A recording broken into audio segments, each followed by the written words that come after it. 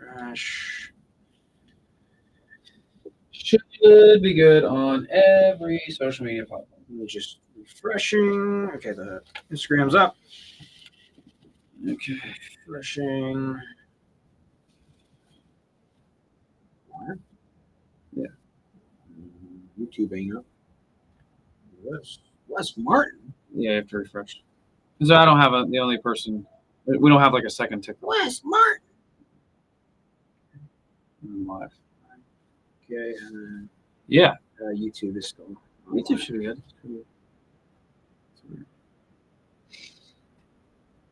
Hi guys, we're just getting the comments rolling here. But other than that, welcome to our lunchtime live.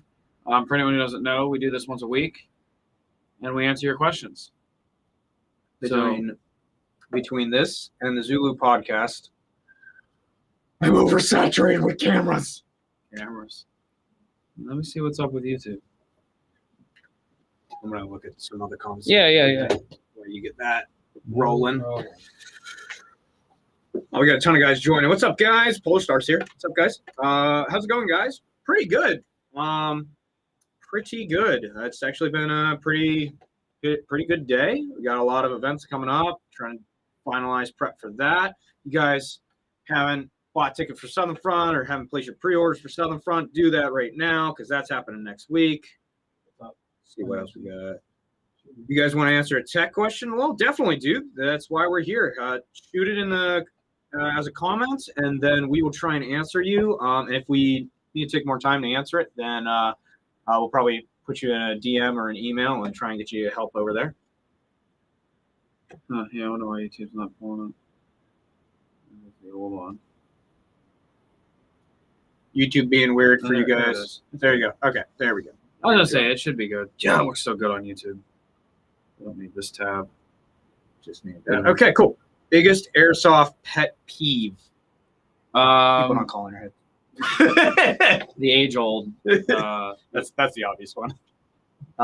Biggest airsoft pet peeve is like. I think my biggest one is people not. It's not people not calling their hits because at this point it's kind of like there's so many reasons why people might not call their hits. I kind of just like shrug it off. The one that I think is my biggest pet peeve is kind of like twofold. It's a guy telling you he hit you when he's out of range. Like you could see the BB dropping. You're trying to like yell back at him like, no, man, like you're short. And then he's like, he's actually a short individual. And then he gets mad because he feels like you're insulting his height. Like that. I went down a rabbit hole. That's literally Tom. No, probably my biggest pet peeve is somebody being like, no, I definitely hit you. My gun is so good. And it's like, bro, your BBs are dropping like 50 feet, like towards you. That probably is one of my biggest. Yeah. Lighting is so, my lighting got all messed up. It's like bothering me. But yes. Yeah, I would agree with Tom. I think it's the, not inability, but the, hey, I hit you. When they don't actually know the capabilities of their own toy gun. Yeah. We're shooting with toy rifles. So you're probably not shooting past 250 feet and then like accurately. And then like you can reach out to 300, maybe a touch past that, but like, let's be real. At that point, people might not feel it. Wind might have taken it. You might have lost sight of it while it's in the air and now of your BB. And now you think you hit them because your sight was on them and you actually didn't, or they didn't feel it, or any multitude of reasons why the BB might not have hit you. But that is my biggest airsoft pet peeve is being told by a guy from a half a mile away that he hit me in airsoft. Gotta love it. Where's Eric? Eric is injured. Eric face planted into gravel. Yeah, Eric's okay though. How was SHOT Show? Any new LMGs or GBBRs? SHOT Show was good. Not a lot of newer stuff in that realm. New technology. There's some cool pistol kits coming from KWA that would fall in that category. There's a new HPA coming out from collabing between Wolverine and E-Vike. That was really cool. Not a lot of GBB, like newer GBB stuff. I mean, there's some pistols, some cool pistols coming out from Elite Force. that revolver. It's technically a GBB. Yeah. Pistols technically, but Not a GBBR though. yeah. I don't really. There's the KWA's doing the MP9. There were two. They weren't full like GBBRs. Like yeah, there was that sub gun. yeah, there's that sub gun they had. That's why I didn't bring it up because it's not a rifle. GBBR. So not a lot of GBBRs, I'd say. Yeah. LMGs, there really weren't a lot of newer LMGs either that we saw. I think this year was a little bit more on the like smaller, more niche item. I noticed. Like, wow. I noticed more from an industry like business talks was more the focus this year than newer products. A lot of companies like linking up and doing collabs this year, like Arcturus Gate working with the Moss Manufacturing Group, which is E&L, Arcturus, and the Novus site. So they're linking up. They're gonna help them with U.S. distribution. So a lot of that, like a lot of like trying to make things better from a business standpoint, get things in the customer easier. There were a lot of talks like that I was having. Yeah. A lot more focus on that. But good nonetheless. Yep. Let's see where we at here. Go on thing. I have Wolverine Inferno Gen 2 that isn't working great, inconsistent, and almost has to, quote, warm up. I have to shoot like 50 times and tune the DP to get it to sound normal and actually feed. Your solenoid might be going on you if it's really old. Could be bad wiring. Could be a low battery. Yeah. Any one of those things. It sounds like an electrical problem. Or you might have debris that it kind of keeps working through and then it's settling back in. It might need cleaned out depending on the age. There's a few different things there. If you want to send us a video to the customer service email, then we can try and take a look at what's going on with it, see if we can diagnose over the email. Videos and pictures are always the best way to do that. Yep, sales@ampedairsoft.com. What else we got? Is the SIG Pro Force P229 dual power? I think they're going to be coming out with a CO2 mag, but not confirmed yet, so I'm not going to say. Yeah, we won't say any false information. Yeah. Much love to Tom and Wes and the whole AMP team from the Outcast Airsoft. What's going on? Thank you very much. We appreciate it. And then, yes, the favorite non-M4 platforms. Yes, we are AK guys. I do love my AKs. I like my AK a lot. I love my M4s more, but I definitely love running my AK. Yeah, it's probably my favorite non-M4 platform. I haven't used an M4 in like. Well, you got your Sistema. I haven't used it yet. Yeah, that's right. It needs new electronics. Yeah, it's 20 years old. That's fine. I really like running my GBLS. That's like my go-to that I always want to be running is that thing. Where are we here? I always lose my place. All right, you all see the new Nemtech Flux triggers for the VSR10.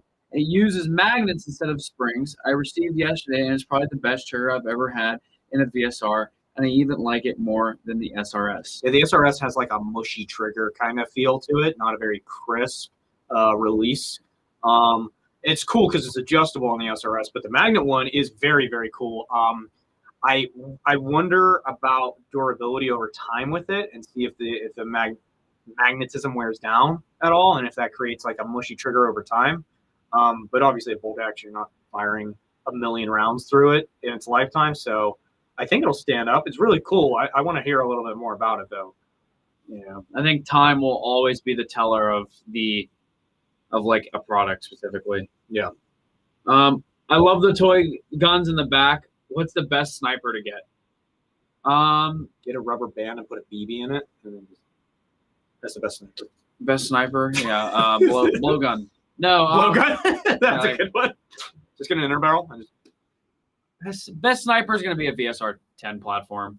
I don't know. I really like the SRS. Oh, I do too. I really, really like the SRS. But I'm saying from an entry-level budget. Oh, yeah. Aspect, JG Bar 10. Yeah, VSR 10. Yeah. And then you can use it and you can upgrade it slowly. If you do have money and you just want to just buy once, cry once, I agree. The SRS, right? Yeah, the SRS. Sorry, the Silverback SRS is like insanely good. It's a very good sniper rifle that you'll probably just be able to use out of the box until you stop playing. Or you just need to change the spring or something. Like it's Yeah. so good. So budget depending. Bar 10, VSR compatible. Make sure it is Tokyo Marui VSR 10 compatible, or you will be very sad. Yes, and if you're trying to upgrade with a Wolverine bolt, make sure you get the right one for the gun that you bought. There is a TM spec. There is a JG spec for the cylinder heads. Make sure you buy the right one. Correct. I'm building a Tarkov kit. Any suggestions? Well, Tarkov has everything. Yes, Tarkov has everything. You're probably going to want to get a little bit more specific than just Tarkov. Yeah. Usually Tarkov is Rust 4 inspired. Are you going to do like a scav, or are you going to do like a PMC? I would say tell us which ones of those. And if you're doing a PMC, tell us if it's Bear or it's USEC, and then I could probably give you like what I would go with. PMC. PMC, okay. Are you doing USEC or Bear? USEC. USEC. I mean, you could do the MP5. I love the MP5 as a Tarkov loadout. I think doing an MP5 loadout with like a very beat up kind of chest rig. Honestly, even like a Haley DC3R, like, or DC3H, I think is what it is, like the heavier one with the like kind of modular pouch here, tinier modular pouch here, two pistol pouches there. Yeah, I mean the thing about Tarkov is there's an endless literally every single thing in there, and then make sure you have a backpack on, because then you can't collect anything while you're in Tarkov. Yeah, you need to have grab a very big backpack, and then you will be like, I'm from Tarkov, and I'll be like, oh, that's a really good kit. All you need is a really big backpack. Don't forget the MP7. Yes.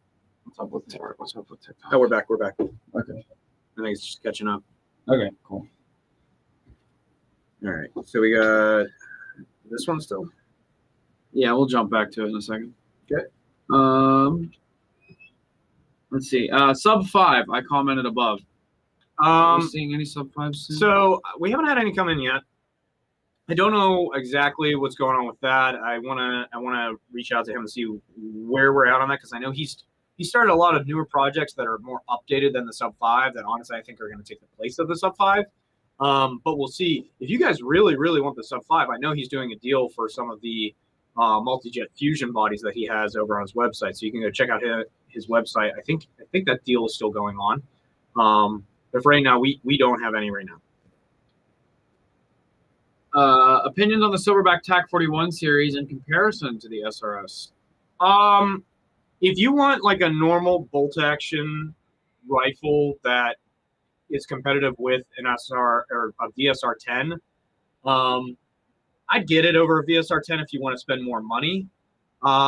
It's a really well built platform, but in comparison to the SRS, they kind of were built using a lot of similar things that make them shoot really well.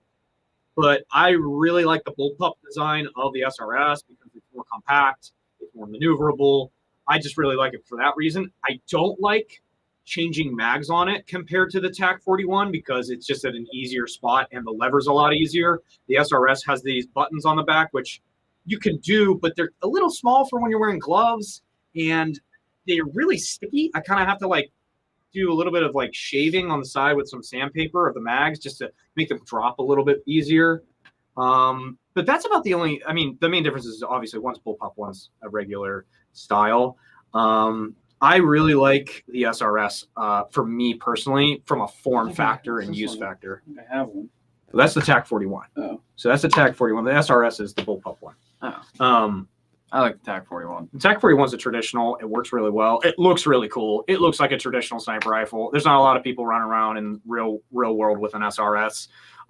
That's changing. I like it. But at the same time, if you want a more traditional gun that shoots really well out of the box, and you want to play a premium so you don't have to really mess with it, get the TAC 41. Same with the SRS, but if you want a bullpup design. Yeah, it's pretty much what it comes down to. They shoot very well, either way. Greetings, fellow Earthlings. Greetings. The hand hug. That was weird. Where are we at here? Where's the gold chain, Tom? I have a silver chain that's getting repaired right now. I'm tired of it. The clasp keeps breaking on me. I've tried 3 different clasps to repair it myself, and I'm like, I'm taking it to a jeweler at this point.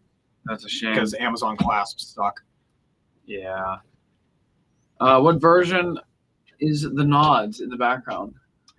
These are DT NVGs. These are Gen 3s with, I think, L3. Let me remember correctly. Filmless. They are the Green Foss filmless. These were originally Kurtz duals and sold them to, oops, I think I can say that out loud now.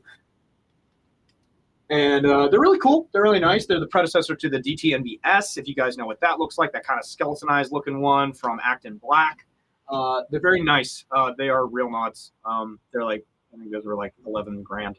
They're an investment. Yeah, they're a used, very used Tacoma.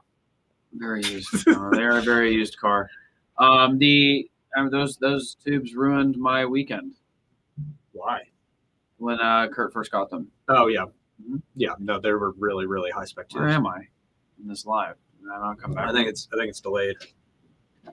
Oh yeah. Yeah, there you go. Okay, weird. Anyway, yes, they're very, very nice. They see so much. I mean, they really just they blew my single out of the water. Then I bought his single. My single was nice. It's just it was a thin film. Yep. And the filmless just. It's really weird because my aviation spec one that I got has higher gain than your thin film does. Yeah. We like tubes here. I like tubes. We like tubes. Now I run dinosaurs on my head. Yeah, but those are fine. Those are great. Oh, they do a good job. Price of a small car in the early 2000s. Yeah, of a brand new car. Yeah. Yeah, like back in the day. Any suggestions for a Polar Star F2 with an Aries G36 with a micro switch? Yeah, make sure you get the Aries board for it, so that it'll interface with micro switch. You are gonna maybe have to do some soldering to the existing micro switch to plug into the trigger port on the Aries board, and then you are also gonna maybe need a secondary micro switch, depending on how the G36 gearbox is. And that there's a few different generations of G36 gearboxes, and sometimes you can grab a pre-made board from Polar Star, or you have to use the universal board, which means you're going to have to solder in an extra micro switch to activate when it goes to semi or full auto. If you want more help with that, email us at the customer service email and tell us exactly what year your G36 is, and then we can maybe help get you the exact parts and just send you links for them and just be like, just do this stuff, guys, and we'll get you taken care of with that. And then Daniel asked a question here. Best goggles / eye pro. So that's tough. If you can get your hands on them, the best goggle, in my opinion, is the ESS or the Smith Optics turbofans. The turbofan. I still have my set and Lexus set. Smith Optic turbofans were one of those things, like, they solved every problem. Yeah. Their mounting system was fantastic. The fan was awesome. Yeah. If you can find them. Yeah, they're great. I love mine. Oftentimes, if I'm running goggles, it's because I'm inside. I'll be honest though. If I'm inside, I'd probably just rather run a dye mask. Just be honest, because it doesn't fog at all. If I'm outdoors, I'm trying to run Oakleys with a lower mesh, or some type of glasses so that it's not really obstructive. For me,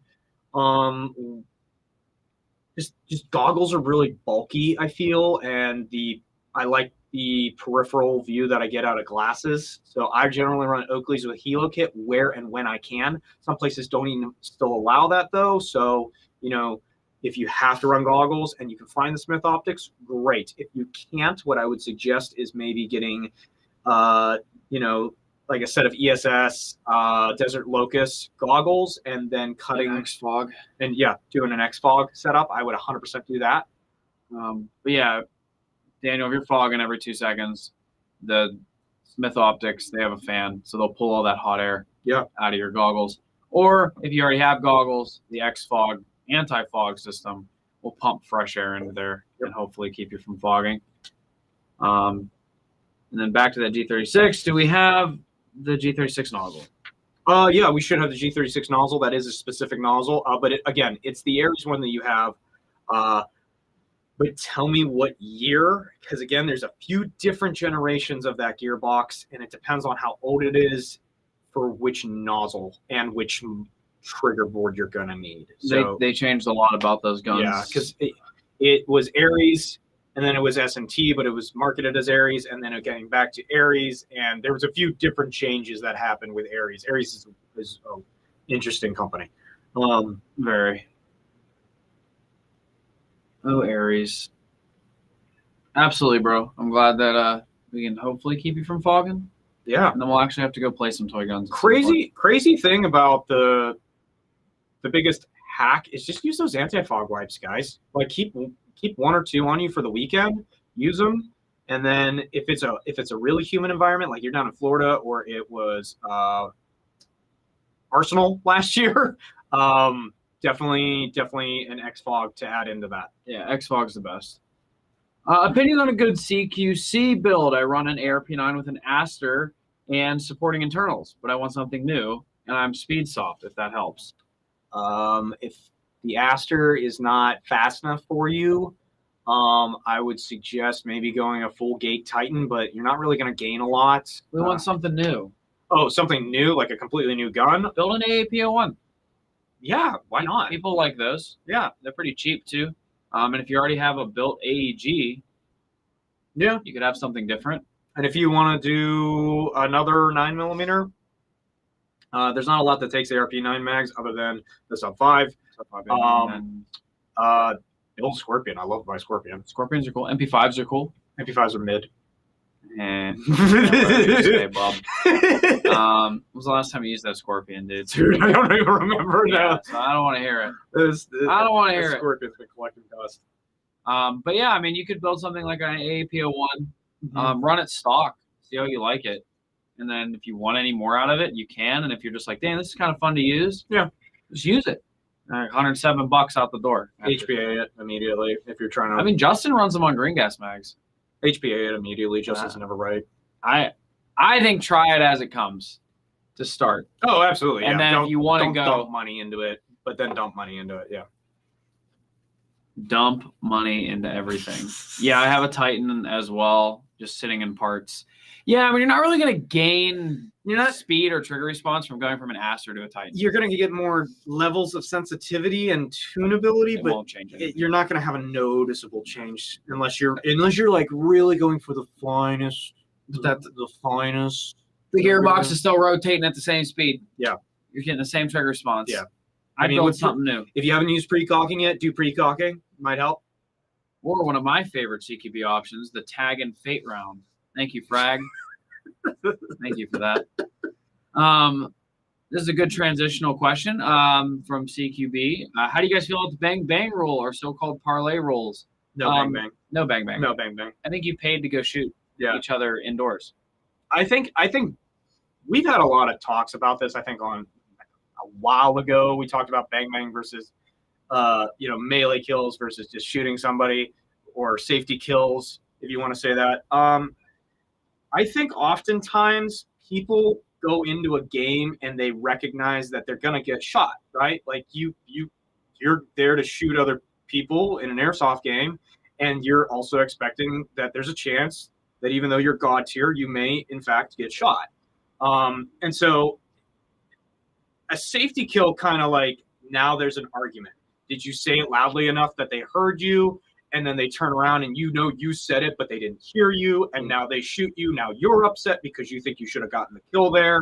I think it causes a lot more arguments than solves problems. Now, if it's a younger kid game and you're trying to make it approachable, maybe certain nights you allow it. Or if you have a private party and they want to do that, that's fine. Private party plays however they want. Right. They can do full auto. Yeah, you do whatever you want.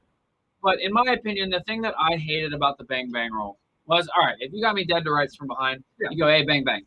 Dude, I mean, unless I'm freaking John Wick and you're out of ammo for some reason, I'm not going to get you. But when there were 5 people in a room and someone would just come in, bang, bang, bang, bang, bang, bang, no, dude. If you ran out of ammo? What if you missed a guy? There's so many variables that are now out the window. Yeah.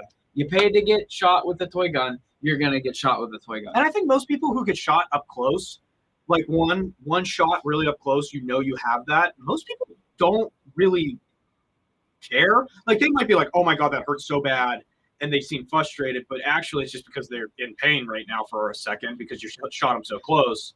But they really get over it a lot faster than the arguments I see come up from a safety kill or a bang bang roll. Mhm. They seem more upset for longer because of an argument of that versus I got shot really close. Right. I say ow because it scared me.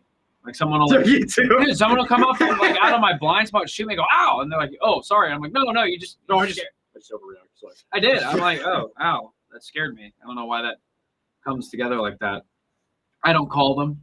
I mean, some fields you don't have to call them. Yeah. It sucks though when a field has a strict bang bang rule because then you don't have a choice but to abide by it other than just not play.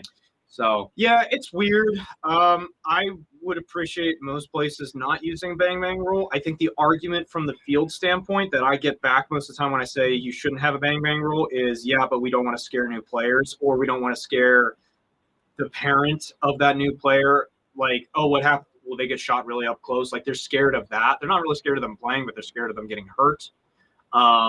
You just have to put into perspective that in Airsoft CQB field, you're probably not making a shot. You're getting flicked by a rubber band at point blank. Yeah, but you're not making a shot more than 50 feet in a CQB field. Yeah, so exactly. Getting shot from this far to like 10 to 15 feet or 7 feet, 10 feet, whatever bang bang rule is, the energy loss of that BB is so insignificant. Yeah. Most people wouldn't even be able to tell the difference. If you got shot in both distances in the same spot, you wouldn't. So get over it. Get shot in the game that you came. Wear an extra hoodie. Yeah. Go to the Army Navy store. I think one hot topic is hoodies are bad for indoor CQB. I don't think hoodies actually stop as much as people think. Okay, that's fair. I think hoodies, the thickness of warmth that you have, but when hoodies get wet, they stick. Yeah, then they sting more. They stick to your clothes. I think if you're going to go play Airsoft for the first time, go to an Army Navy store, whatever. Pick up a BDU. Get a BDU. It is that thicker, kind of like, they usually have buttons in the front, and they're like $8 to $12. Yeah. We'll say maybe 15 if you're balling out. Absolutely. And just grab a top. Just get a agree. top. It will be so much better to get shot than any hoodie. The other thing is you'll hear it because the material it's made out of makes this very distinct like thwack sound when it gets shot by a BB, and you might not feel it as much, but you'll go, oh, I just got shot because I heard it off of my clothing. And ironically, for how thick they are, they aren't as hot. No, they breathe really well. They breathe better. They don't absorb water. They're still warm.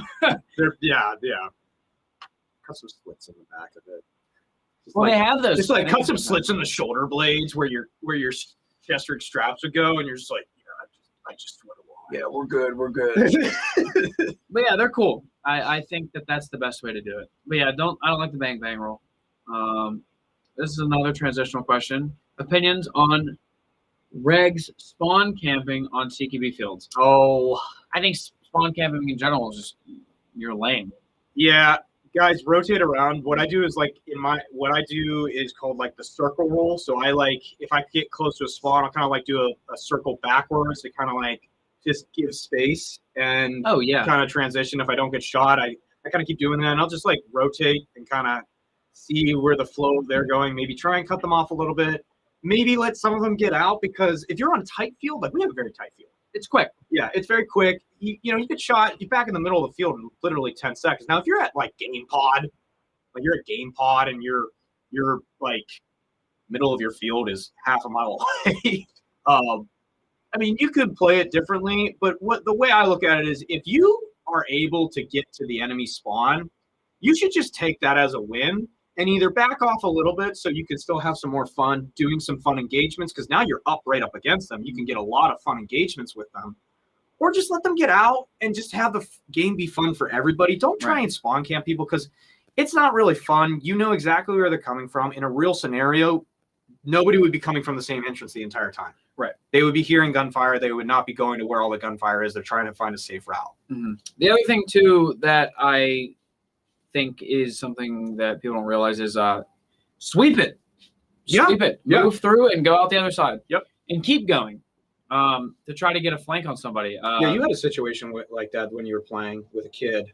Yeah, so I mean, you have spawn camping and spawn sweeping. I think camping is lame because, yeah, like Tom said, most CQB fields only have like 1 to 3 exits from the spawn. Yeah. And then once you exit the spawn, you have other routes. Yeah.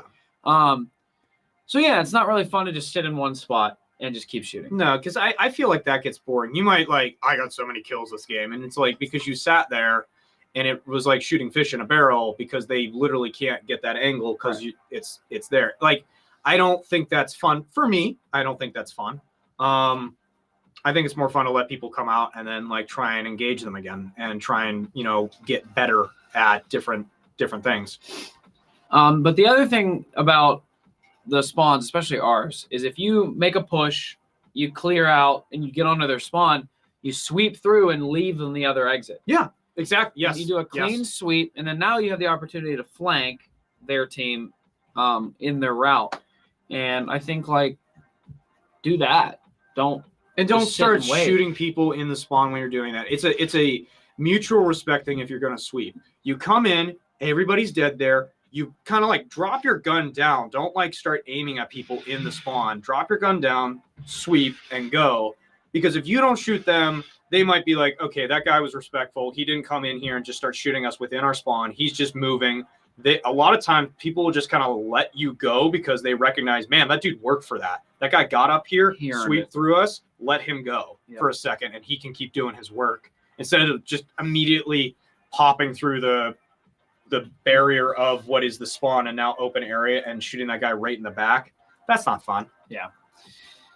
But yeah, spawn camping is for nerds, but at the same time, you can just run out of spawns till you get them.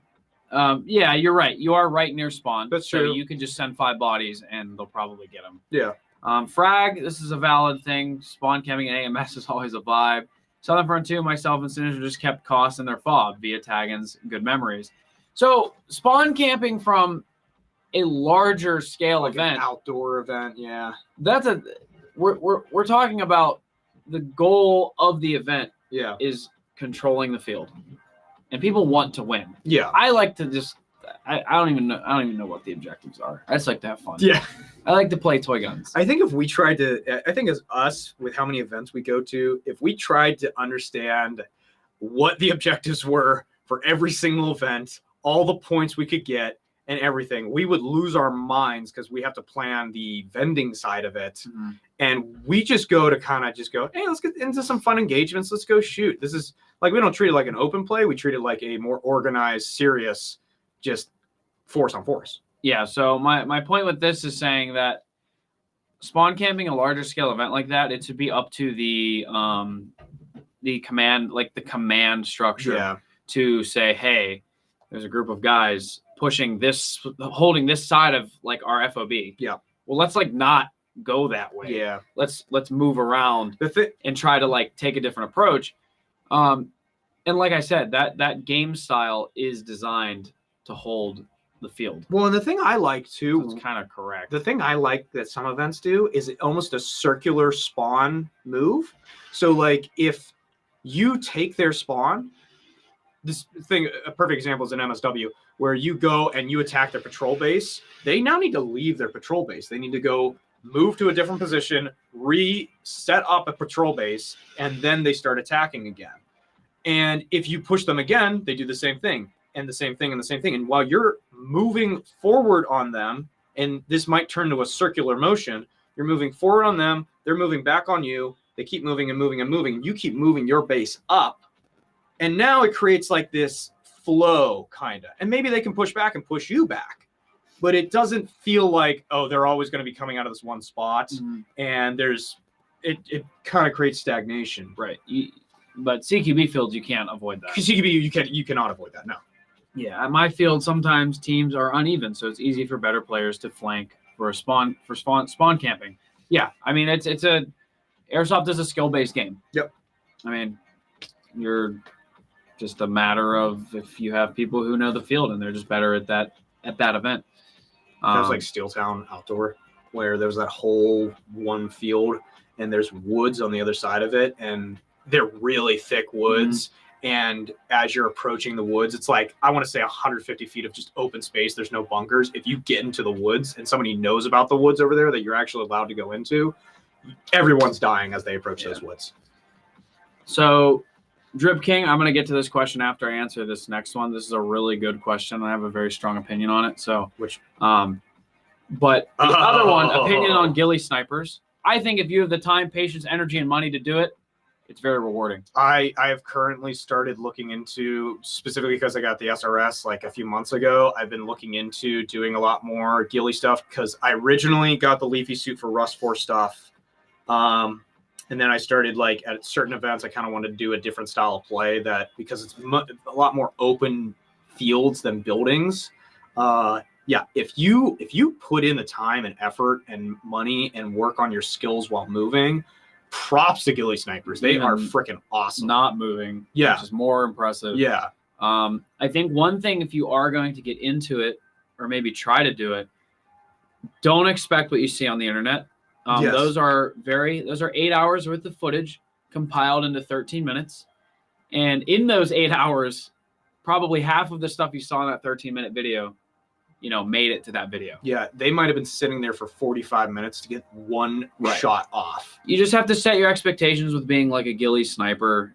The other thing too is airsoft guns don't shoot, like they're only physically able to shoot so far. Yeah.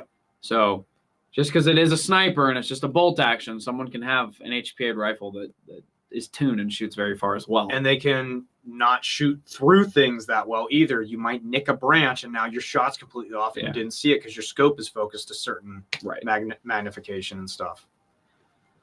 Oh, he says, I know. I maybe shoot 100 shots a day sniping. Okay, well then you get it. Yeah. So, but it's very cool. I think like guys who do it and guys who are dedicated to it, hats off. It's very, very impressive. It is kind of a separate set of skills. It's in its own league. And I think having the patience too, especially when you get found out and you're trying to work into a position, having the patience to work up to that position slowly over time and hold that position and maybe not shoot when the enemy's right on top of you, trying to blend in. That's a whole set of skills. Like how many everyone in airsoft, what's the name of the game? Getting kills. Yeah. So for a sniper to be like, I shouldn't hit this guy in the open. Yeah. And then an hour later, you're like, wow, I'm really glad I didn't do that. Yeah, because you didn't compromise your position. Now you got like maybe 4 more kills. Yeah. So it's very, very impressive. I think it's really, really cool, nonetheless. This is a pretty good question. And I think can go both ways. But here I want to say my piece with it. Drip King is putting in some good questions. I know, Drip King 496 with the drip and ice emoji. Thank you for your great questions and with all sincerity. Would you say airsoft is pay to win? Here is my opinion on airsoft being pay to win. Indoor, absolutely not. Yeah. Indoor, it is solely based on skill. Yeah, I agree. Outdoor is also a lot of skill, but you have to put this into perspective. You might be the most tactically advanced human being in the world. I mean, you're a predator. You're a predator. And you have this guy dead to rights. And you have like some just piece of junk airsoft gun. Yeah. And you're like, your BBs are flying all over the place. And some dude who took 3 steps the whole game turns around with his $3,000 Polar Star and goes, and just, you're done. You have to call hit. Yeah. So outdoor airsoft at range. So as the distance gets further, the pay to win becomes greater. I agree with that. It's like a scale. But to counter that, because I do agree. Counter me, please. To counter that, nowadays there are some very low price, not cheap, low priced guns out of the box that you can do some long range accurate shots with if you also grab some heavyweight BBs with them. And I'm not saying that they're going to outdo a Polar Star most of the time or a Wolverine or any other HPA or AG. Yeah. A tuned AG. Yeah. I'm not saying they're going to always outperform it, but the the level of I'm buying a base gun that's around $200, the level of performance that people are getting nowadays out of a $200 gun has gone drastically up. If this is where $200 guns are now, and they used to be down here, if this is where $200 guns are right now as far as performance with heavier weight BBs, and HPA is like here, or a tuned AG is like here, honestly, actually, this is probably not even fair. I'd say they're kind of right around here, but then you get that extra 25% by doing those upgrades, getting that longer range, getting more accurate, knowing your gun's going to hit, knowing it's going to hit hard enough so they feel it. That's a lot of different stuff going into it. I would agree that at an outdoor range that you're shooting at, over 150 feet, it does kind of become pay to get shots. It's not pay to win, because you can have a bunch of guys with really crappy rifles and know how to move as a group. Yeah, and they can win the game. And they can win. I just view pay to win as the firefight. Yeah, the firefight. CQB, though, man, it does not matter. The ranges are so close, it doesn't matter. It doesn't matter. You get smoked by a dude with a $6 tri-shot. Yeah, I did. But it's just a fact. Just because you have something like this, it's like fully CQB built, like $1,000 plus toy gun, built for indoor. It doesn't mean you can use it. Yeah. Well, a guy could come around and melee you in an indoor environment with a freaking $3 Star Wars lightsaber. Yeah. Bonk, you're dead. What Star Wars licensed lightsaber is the thrift store? Oh, okay, fair. Okay. You can go to the thrift store and find them all the time. So yes, that is a very good question. Thank you for that. Yeah, you've been dropping some good ones, dude. I appreciate it. It means a lot. All right. The worst thing about sniping is working to get to a sweet spot only to hear the end game whistle. Yeah. That would suck. Yeah. I spent my whole day crawling. Because you move really slow as a sniper. You wait for those pockets of people not around you. Then you do your movement so nobody sees you. You sit and wait. You decide, do I want to engage these guys, or could I do more? Could I be more effective if I let them pass, get behind enemy lines, and start swacking some people? And then the whistle gets called after you swacked one guy, but it's right at their spawn, and you kind of feel good, but at the same time, you're like, damn. I used my whole day. To kill one guy, but it was worth it. It was so worth it. Love seeing you guys every week, but I have to go back to work. Have a great day and be safe. You too, my friend. Thanks for joining, dude. Thank you for stopping every week. Every single week. You're awesome, dude. Arcturus says Arcturus plus gate equals question mark. So definitely good. Should I say my true opinions? Because Arcturus asked the question. No, we're always going to be honest here. I think Arcturus and Gate was a really good move, a good collaboration. I'm going to say from the business side, I think that's going to go really well. Just because I think the supply chain is going to work out a lot better for both parties and the retailers in the long run. I think Gate inside of Arcturus guns is always a good choice because Gate MOSFETs have, I think, always been the gold standard for the last 5 years, and they really haven't come down from that. So I think it's always going to be a good match there. Absolutely. Yeah, absolutely. How are you guys doing? Any thoughts on Gorilla FCUs? They're good. They're honestly probably the upgrade for an FCU that I recommend the most if you're going to upgrade your FCU. But I do think the Bluetooth connectability has been a little bit shaky in the past, but their newer generations have been better, and I really do like that they came out with a mini FCU as well. I like having a smaller package because sometimes when we do builds, we might actually start offering this on the website because we've been playing around with it. We have been putting in certain gearboxes the FCU inside the gearbox itself behind the HPA engine, and we can only do that with a Bluetooth-enabled FCU to give more battery space in the grip, so the FCU isn't down in there. And then you can still program it and everything. The only thing that's hanging down in the grip is the air hose and the wire, and then you have a lot more room for the battery. So for me, I really like Gorilla FCUs for those reasons. And it's less risk. I mean, you don't bend wire tabs. You don't risk like hitting like control buttons. I don't know. Seems like a better alternative. So let's see. Here we go. Opinions on tack lights over 1200 lumens for CQB environments. I have a 1600 lumen flashlight with a strobe and high for reference. Also opinions on the new built-in trace units In the new like Elite Force lines? Yeah, I'd assume. So we'll get to the trace unit. Well, we could knock the trace unit out real quick. I think it's cool. I think it works. Max already did that a while ago, and I think it worked out well. I think it's cool to see it coming from the factory. Yeah. And not having to put any more length on the end of your gun. Yep. To have a trace unit. I think it's a smart idea. Yeah. I'd like to see that more because I know a lot of people want tracers. Now the 1600 lumen The light is a thing. I think it's too much. You want to know why? Why? Because it backlashes back at you, causing you to have to adjust. Oh, in a room, absolutely. Someone calling you? Yeah, someone's calling me. Telemarketer is what my phone says. They're interrupting. But I've noticed this in low light scenarios. Your eyes are adjusting. Your pupils are getting larger. They're letting in as much light as possible. Yeah. And then you're at like CQB, and half your light catches a wall, and now you're getting hit with 1,000 lumens, even though that's getting back at you, and now you're almost shell shocked. It's kind of like from it. It's kind of like when you put your high beams on at night. If you're driving around, you put your high beams on, and there's a sign, like a big road sign, and it hits you, and then it flashes back at you. And you're like, oh my god, I actually can see better if I don't have my high beams on. Is kind of the thing with indoor with high lumens. Is it going to blind the guy you're aiming it at? Absolutely. Is it going to stun them to the point where you're probably going to get a shot off before him? Yeah, probably. That's why you're using it, right? But it's also going to be a disadvantage to you.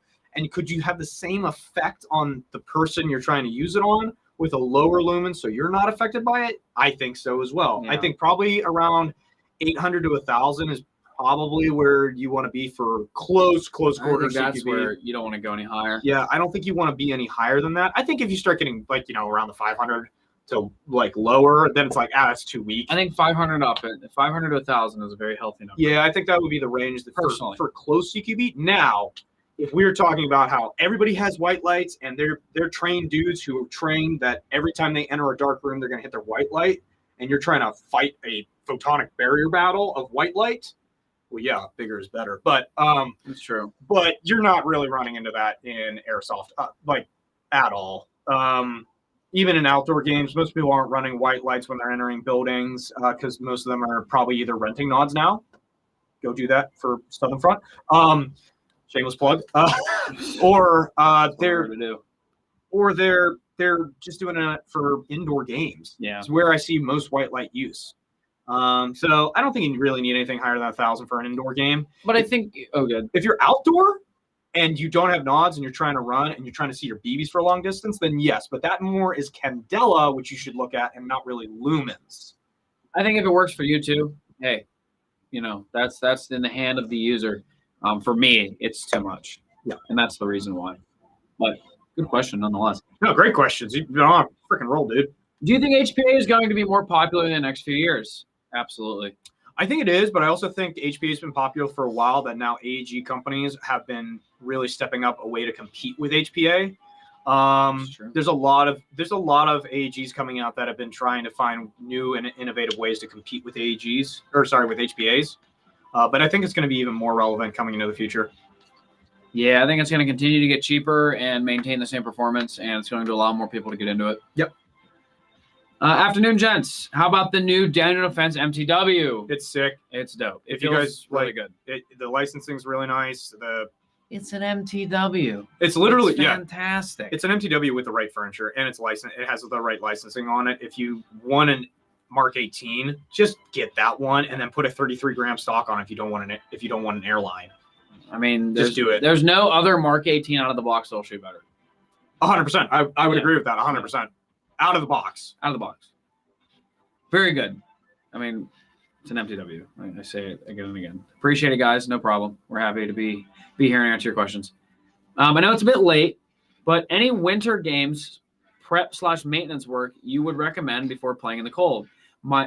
Played my first Snowsoft game and wasn't prepared for the lack of hop. That is a big one. The bucking is the first one to fail. Yeah, the bucking is the first thing to fail in cold environments. You want to have a much softer bucking than you normally would for normal weather or even hot weather. So if you go on the Maple Leaf scale of softness of buckings, because it's very easy to understand and explain. So a blue Maple Leaf, 70-degree, Macron, Super Macron, whatever. 70 degrees, kind of the middle of the range. 75 is harder. 80 is even harder. Those are what you're going to want to use in your humid environments. You have a gun that is like an LMG and you're really killing that bucking and you wouldn't need a more durable bucking. Or you're shooting really hot. In a colder environment, what you want is something closer to a 60 degree and maybe even all the way down to a 50 degree. 50 degrees are kind of an extreme as far as softness goes. So if you know it's going to be cold, you use that. You use like a very, very soft bucking. Another very soft bucking is actually a G&G green. They actually made it that way to be cold resistant. So you could use it year round. Yeah. And so that was kind of the idea with the G&G green. They work really well also because of that. Silicones are good in the winter and in particular in the winter because silicone resists changes to temperature very well. Silicone has a higher tendency to rip in hotter environments though. A lot easier than the like neoprene rubber style of the other ones. So if you are trying to do a bucking in the winter, I highly suggest a silicone variant of your normal hardness or go with a softer bucking in a cold weather environment. If it's an M4, do a complete barrel build out so you're not trying to swap that out and on the field. Then you lose your nub because it fell out and then you hate your life because now you have absolutely no hop. Don't do that. Just grab two separate ones, even if it's a cheap budget one that you're just going to use for cold weather environments. I mean, if you have a really, really good barrel build, like you know, Max, Edgy, like Maple Leaf, like full build, this is your like use it every game. Chef's kiss, yeah. And then use all your stock components, put a silicone or a soft bucking in it, swap it back in, and just throw your stock one back in. Yeah. With a good bucking, and it'll shoot better than your built one in cold weather. Yeah. 100%. That's a great way. It only costs you $11. Yeah. Which is what bucking usually costs. Yeah.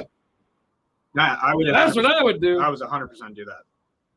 I'm a genius. Other cold weather preparation stuff is have extra batteries charged when you go out on the field. I would bring, if you're out on the field for a 12-hour game like Gun Gamers runs theirs, I would bring 4 batteries for your one gun, just so you don't have to worry about not having enough batteries in your gun because it will zap the life out of your batteries a lot faster.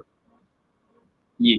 And if you're running green gas pistols, run CO2. And if you have spare batteries, put them somewhere on your person that's touching your body. So they stay warm. Yeah. Yeah, definitely. Yeah, don't let them just get, I mean, a lot of the times you don't realize how cold things actually get.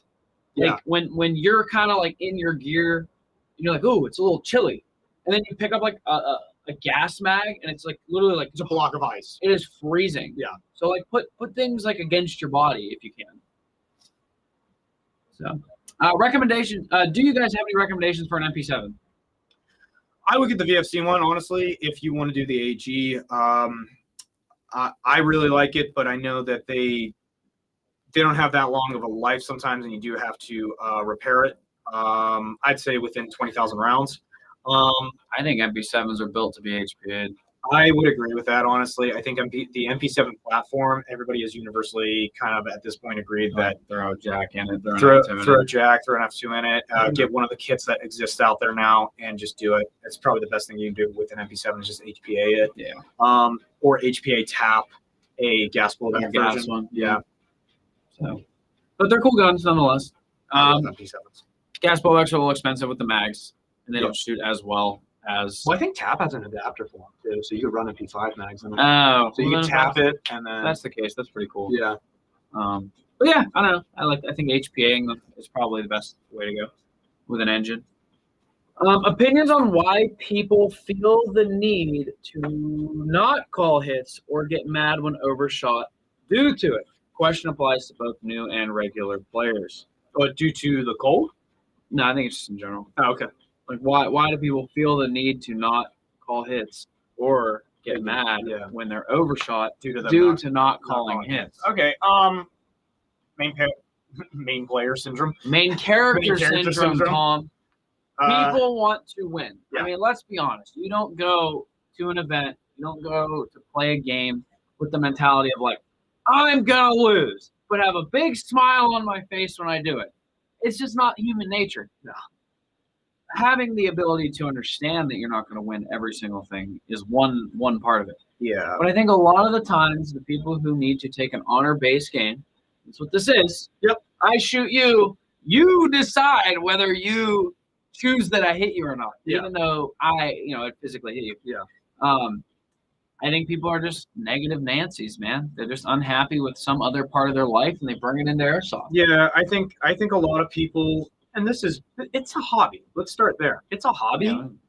So people put a lot of their stress and stuff into this as an outlet, which is fair. It's a hobby. It's something to get you away from your everyday life that may be stressing you out, maybe work stressing you out and everything. You want to go to a big event on the weekend you paid a lot of money for. You took PTO at work to try and get to that event. You had to pay for the hotels and everything. For that guy, it might be a very big expense. And they're like, in their head, they've created a character that is, I am awesome, and that is how it's an outlet for me because I'm so awesome in this environment. And then they get shot and they're like, no, it didn't happen. Or they don't even register.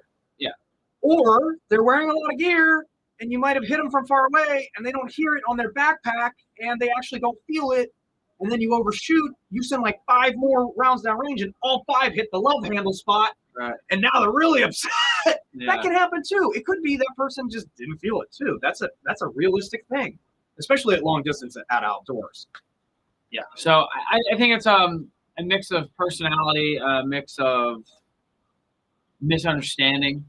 The way to combat it is don't care. Shoot them more. Shoot them more. But no, the way to combat it is combat negativity with positivity. Just if they're being negative, they're not calling it. You can be upset about it. You're allowed to be upset about it. But at the same time, don't let it ruin your day and make it bigger than it is. That guy getting mad that you overshot him and you go, well, you didn't feel it the first time, so I sent more down range, and he starts getting out, you go, it's cool, man. I'm gonna go keep going this way. I'm not gonna have a confrontation now. I'm not gonna escalate this situation. Just move on.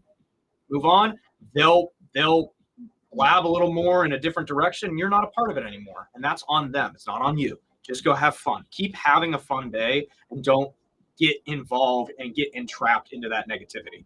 There you go. Problem solved. I just got back into Airsoft now using HPA. I'm so excited. I'm very glad that you're back in this wonderful game of toy guns. Yeah, dude, welcome back. HPA is the way. Just missed you at Zulu this past weekend. Hope you guys are doing well. Love the content. Yeah, sorry, brother. Thank you. Yes, I know. Op attrition. Well, it wasn't called that this year. It was Remnant. I missed it. Remnant was very good. Honestly, it was very good. Me and Logan didn't even play, but like, we love the Gun Gamers guys. We love the Zulu guys. We spent most of our time up there when we weren't working, hanging out with, honestly, some really good friends of ours in the airsoft industry, and it was a great weekend just because of that. People we don't really get to see a lot because we don't live in the same area as them. We live 6 to 7 hours away from them, and being able to hang out with them, talk some industry stuff with them was very, very nice and fun. So we did have a great time. We got to talk to a lot of people that stopped in the trailer too. It was a really, really good time. Is the Thunder Bees in VTGs? What are VTGs? I'm assuming you're talking about like the Vulcan Thunder Bee variant. Thunder Bees are allowed at the arena. Yeah, Thunder Bees are allowed. Use them. They're probably one of the better things you could use at the arena. Will AMP be vending at AMS Atlantic Front? They will not be vending at Atlantic Front. Black Ops Paintball has a pro shop there, and they will be vending. So go check out Black Ops. What Tom said. There are 2 AMSs that we don't vend. We do not vend Central Front, and we do not vend Atlantic Front. Those are the only 2 we don't vend. We will be at every other AMS event this year vending, if I did not make that clear enough. There you go. What do you know? Spread the word. Where will the ball pit and cart course be? We're working on it. We're working on it. We're thinking the roof. There actually is an attic space above the field, and we're trying to see what weight limits are. Ball pits. Trying to get some certifications done. Worst case, balls start falling from the ceiling. Maybe a go-kart does. That might not be good. Frag, you can't say we haven't talked about it. You have to bring it up. We talk about what you guys want to talk about. So if you didn't bring it up, it's not my fault. Versatile training grenades. Takes 9mm or 12-gram blanks. The blank grenades, I don't know if we're allowed. I mean, we're allowed tag-ins. Our insurance allows a lot of, but I don't think we allow them. I don't think we allow open play. Yeah. The what are those ones? The blank 22s. Yeah. They need the brown tip cartridges. That's the only sound that we're allowed, blank we allow at the which field. I think is like the lowest decibel. Yeah, it's a very low. Just with how like it just if it's concussive at a certain Yeah. point indoors. So we'll answer these last ones, and then that will be too. Wow, that Yeah, went fast, it guys. was a Thanks. fast live stream. I have an A&K Spring SVD Dragonoff. It worked a couple shots. Then the BB started rolling out the barrel. The barrel is clean, and I've checked the internals. Only thing I can see is maybe a loose ring, but I'm not sure if I should upgrade it or something else. I mean, Usually rolling out the barrel is a bucking. yeah, I was gonna say bucking is the first thing I would check, and if you don't want to change out the bucking, do the Teflon tape trick on the lips, which is basically taking some thread tape or some pipe tape, and just doing a quick small wrap to tighten your lips up a little bit to try and help with that. And you need to be very careful when doing that. Sometimes I actually do put a BB right there and then wrap to try and make sure I'm not overdoing it. And then that should fix it. Yep.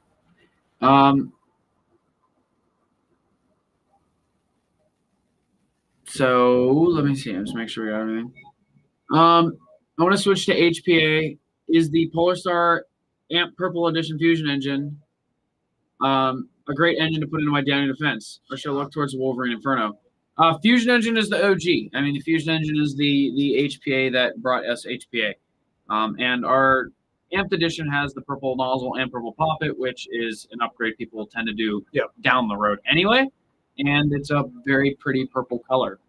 Yeah, the Fusion, the the Amped Edition Fusion engine is probably the top tier thing that you could get because it's already also pre-upgraded. As far as an HPA engine goes. What I will say though is it's also the most expensive. Correct. And you don't need to tune it when you get it. It's probably going to work right when you throw it into a Daniel Defense VFC. But you can tune it and get better performance out of it. Whereas a Wolverine Inferno operates very differently. And dropping it in, it's probably going to work right out of the box too. I think the user interface on the Inferno sometimes for new people getting into HPA is a little bit easier to understand than what all the different letters mean and what you're going to do tuning things. But if you take your time with it, I think you can actually max that system out a little bit more than you can on an Inferno. Yeah. Just because it's dual solenoid. So if you have the funds for it, do it. VFC and Fusion engines like each other. So, but thank you guys so much. This has been our weekly lunchtime live. This one was very quick and lots of great questions. Guys, they're great questions. We do this every week Wednesday, 1 o'clock for an hour. And we answer all your questions on many different social media platforms. So we're signing off. But thank you guys so much for watching, and we will see you next week. Catch you later. Lunchtime live. Catch you later, guys. And now I have to awkwardly leave the screen and shut everything off. I would just babble and talk and hello and goodbye for whoever gets logged out first while we log all three. We have 3 cameras. So we have to turn each one of them off for the different streaming platforms that we use. And usually